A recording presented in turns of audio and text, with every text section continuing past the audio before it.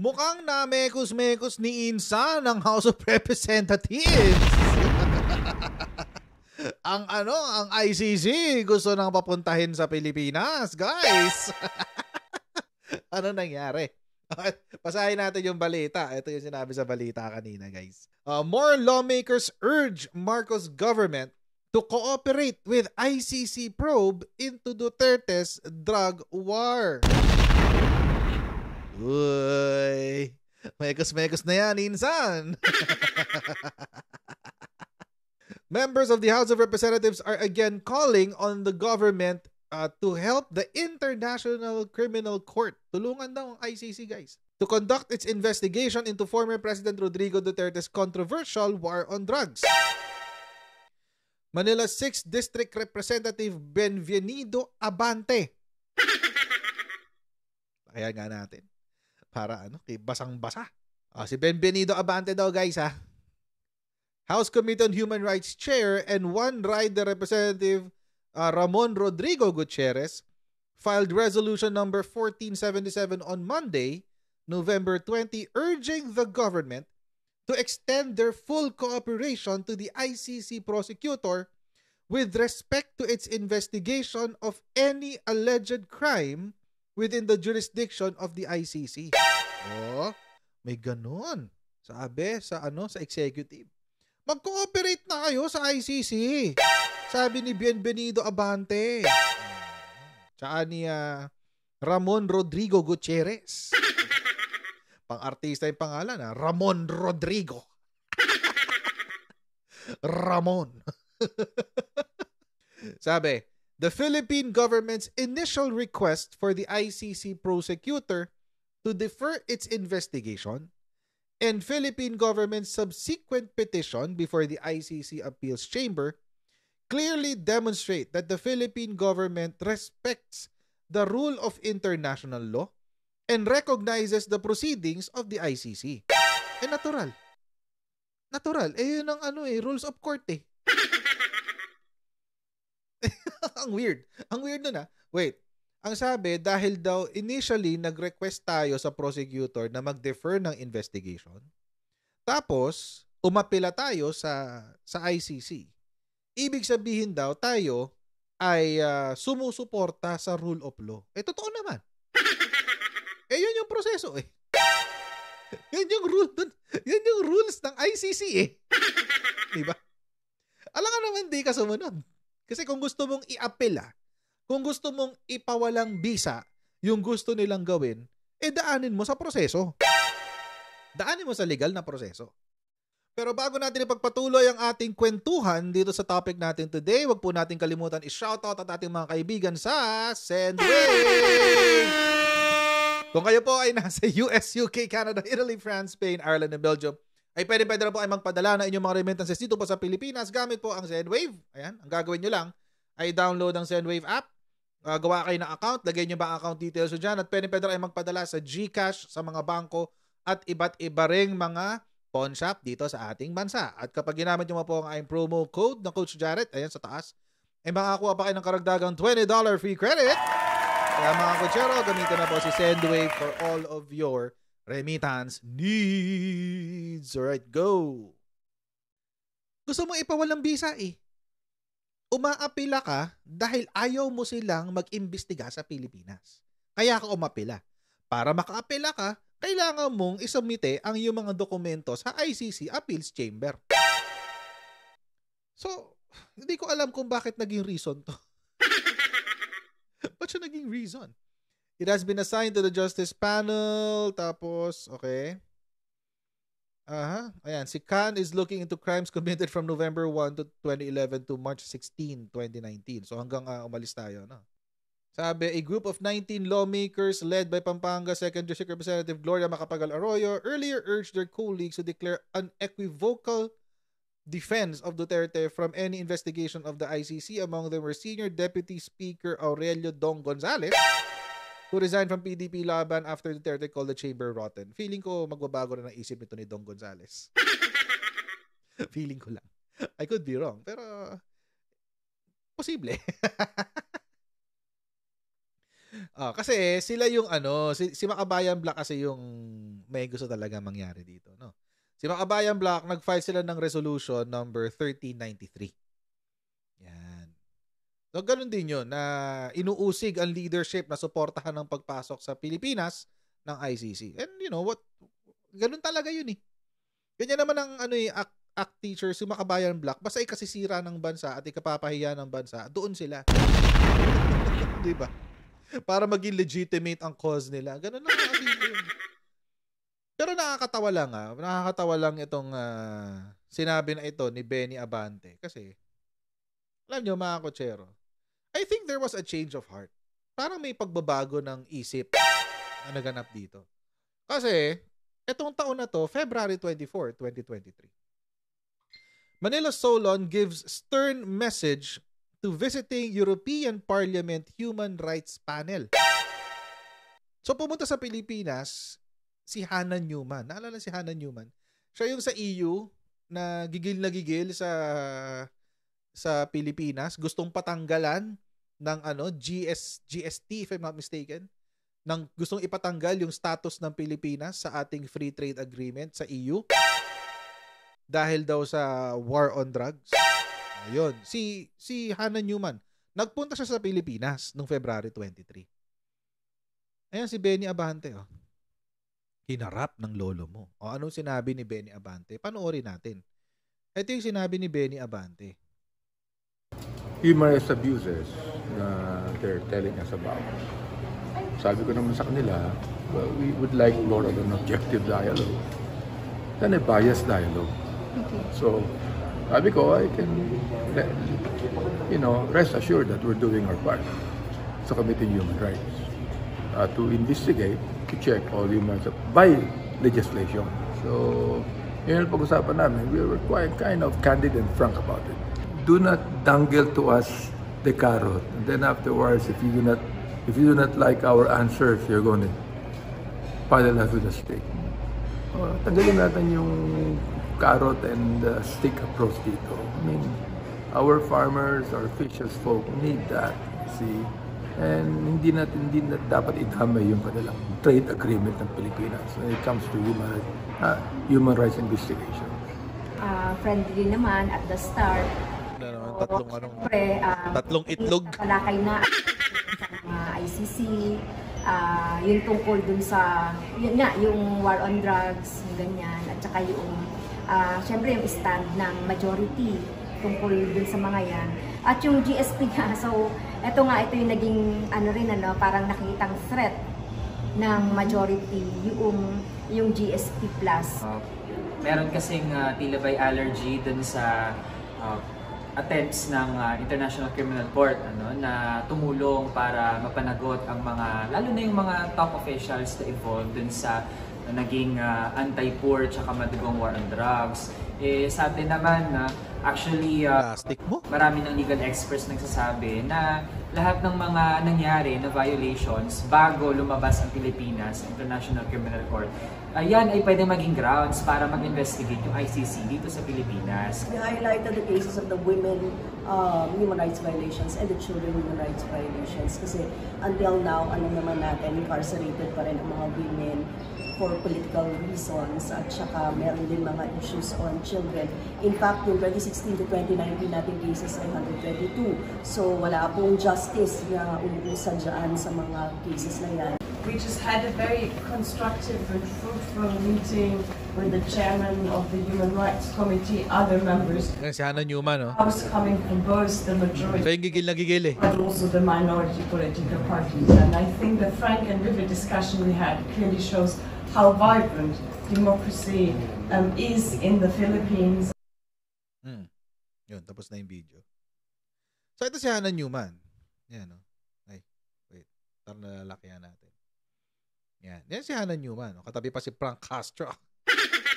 It's a prank. Na-prank ni Frank Castro. Anyway. So yan si Hannah Newman. Ito si Hannah Newman, gigil na gigil yan sa ICC. Panahon pa ni Presidente pa si Digong, gigil na gigil na yan. Tapos, umabot pa sa punto na yung kaso ni Maria Ressa, ang sabi, kailangan daw bawiin. Tanggalin daw yung yung conviction ni Maria Ressa. Isa yun sa mga demands niya. Tapos, isa pa, yung papasukin daw ang ICC sa Pilipinas. Kasi mga kutsero, pag hindi raw ginawa yan ng Pilipinas, alam yung sabi ng Hannah Newman, ipapakansela ko ang free trade agreement between EU at Pilipinas. Yun yung sinasabi ni Benny Abante kanina na carrot and stick. Yun yung sinasabi niya. Yung sinasabi ni Benny Abante na bakit nyo kami, ang dating daw parang tinatakot pa ang mga Pilipino. Parang ganun daw ang dating. So, sabi niya, don't dangle the carrot, and then kapag hindi namin sinunod yung gusto nyo, you'll hit us with a stick. So, ibig sabihin, pag hindi namin sinunod yung gusto nyo sa ICC, biglaan nyo kaming penalize. Yun. So, nung panahon na to, February 2023, ayan, February 24, 2023, mukhang solid pa ang resolve ng ating butihing congressman na si Bienvenido Abante na hindi papasukin ng ICC sa Pilipinas nung panahon na to. Pero ngayon, mga kutsero, iba na ang tono. Nagbabago rin daw. Nagbabago rin daw ang paniniwala natin. Ayan. Sabi niya, ngayon, iba na. O yan, yun yung binasa natin kanina 6th District Representative Bienvenido Abante, kasama si Ramon Rodrigo Gutierrez ng One Rider Party List. Ang sabi, papasukin na natin ang ICC.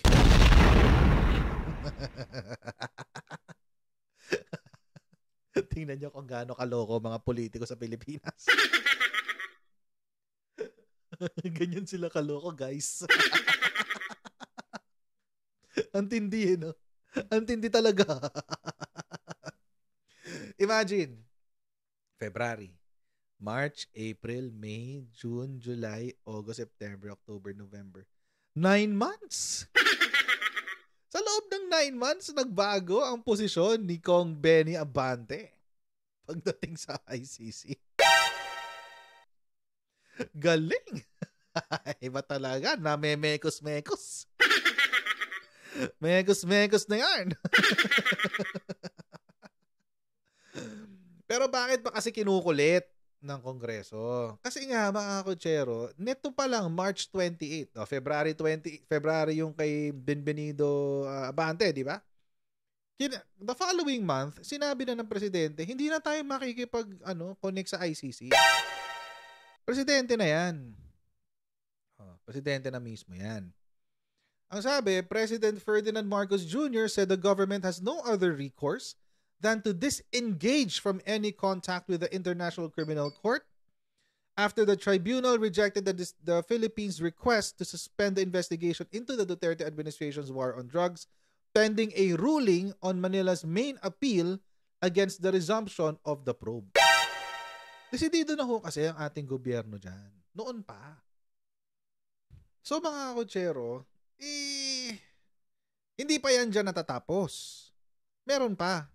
Meron pang bago. July 21, 2023.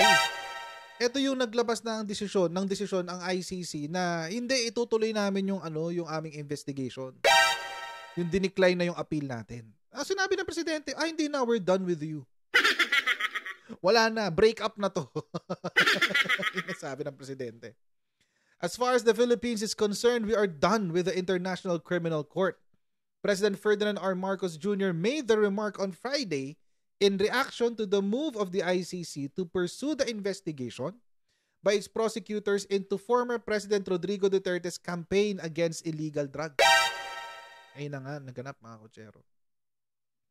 Ano sabi ni Presidente? That's it. We have no more appeals pending. We have no more actions being taken. So I suppose that puts an end to our dealings with the ICC. Tapos na kami sa inyo, ICC. Pero, we continue to defend the sovereignty of the Philippines and continue to question the jurisdiction of the ICC and their investigations here in the Philippines. Si Presidente, pinaninindigan niya yan. Kampanya pa lang, sinabi na niya yan. Hindi makakapasok dito ang mga prosecutors Aside from if you're going to be a tourist. Magpaka-turista kayo. Mag-contribute kayo sa ekonomiya ng Pilipinas. Ganon. So, yan. Hindi kayo makapasok dito to pursue your investigation. Kaya ngayon, ang kinukulit ng Congress, ang executive. Diba? Kaya nga sila may resolution eh. Oh.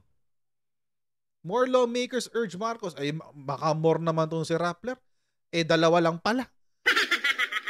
Dagdag mo pa yung Makabayan Black, 5 sila. Diyos ko, makamortong si Rappler, akala mo napakarami. My goodness. Alam nyo mga kotsero, simple lang naman to. Agreed, meron ng kaso sa abroad. Meron na. Agreed na yan. That's, wala na natin pagtalunan yan. That's smooth and academic. But, the Philippines will not participate in it. Hindi. Bakit? Because of the Rome Statute. Yung Rome Statute mismo, naka-indicate doon sa Rome Statute na kapag tumatakbo pa rin ang judicial system ng bansa na nasignatory doon sa Rome Statute, walang paki ang ICC. Pero syempre, nung inapila natin yun, nung sinabi natin na nagko-conduct kami ng mga sarili naming investigations, anong sinabi ng ICC? Hindi kayo nagko-conduct. What the heck? Ano yun? Kayo ba'y nakatira dito? Diba? Kayo ba'y nakatira dito, ICC? And also, mga kotsero, kung hindi man nagko-conduct ng investigations tungkol dyan sa war on drugs dito sa Pilipinas, simple lang ang dahilan. Walang nagpa-file ng criminal case dito sa Pilipinas.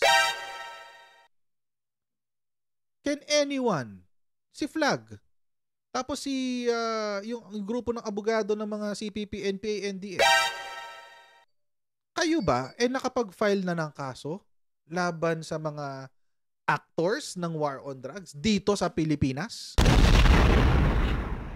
Hindi pa. Ang inaasahan nyo yung ICC.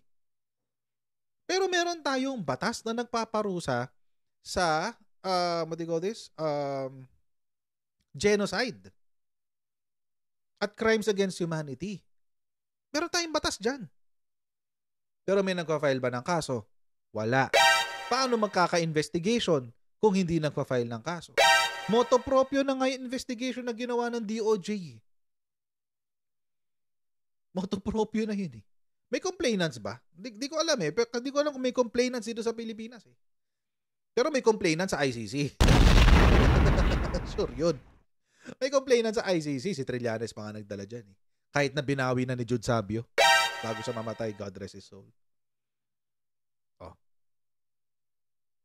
Pero yung complainant sa Pilipinas, nakapag-file na ba kayo? Dito sa Pilipinas? Wala. Kasi inaasahan nyo yung ICC. Tapos, meron ka mga kongresista na ganito na to forward their political agenda, a-agree. Sige. Oo, sige, para makakuha kami ng dagdag botante. Well, Benny Abante naman, QC yan. So, malamang sa malamang, alam na natin ang takbo niyan. Dilaw talaga yan. Pero, syempre, for political convenience, kung ano yung, sinabi ng leadership. Diba? Mekos-mekos na yan. Minekos-mekos ni Insan. Anyway. Wag ganun. Sinabi nyo na dati. Sana may paninindigan tayo na. Wala naman nagbago sa argumento eh. Hindi naman nabago yung sinasabi ng what do you call this? Ng ICC. Hindi naman nagbago ang nakasulat sa Rome Statute. Wala namang bagong argumento na para payagan ng Pilipinas ang pagpasok sa ICC ng payagan ng Pilipinas ang pagpasok ng ICC prosecutors. So bakit? Give us a more compelling reason. Yun na lang. Kasi gagawa kayo ng House Resolution na sabihin nyo, di ba gusto naman natin ng legal process? Nag-apila nga tayo eh. Goodness. Dapat mas compelling pa, sir. Ganun dapat, ha? Next time. Ay, nako. So, mga kutsero, ganito na lang po muna tayo sa video na ito. Huwag niyo pong kalimutan mag-like, share, and subscribe sa Coach Jared YouTube channel. And pa-follow na niyo po ang ating Facebook page para po maging updated kayo sa mga ganap dito sa ating channel. And God bless all of you and see you in our next Coach Jared Live. Alright, so bye everyone. See you next time. Bye.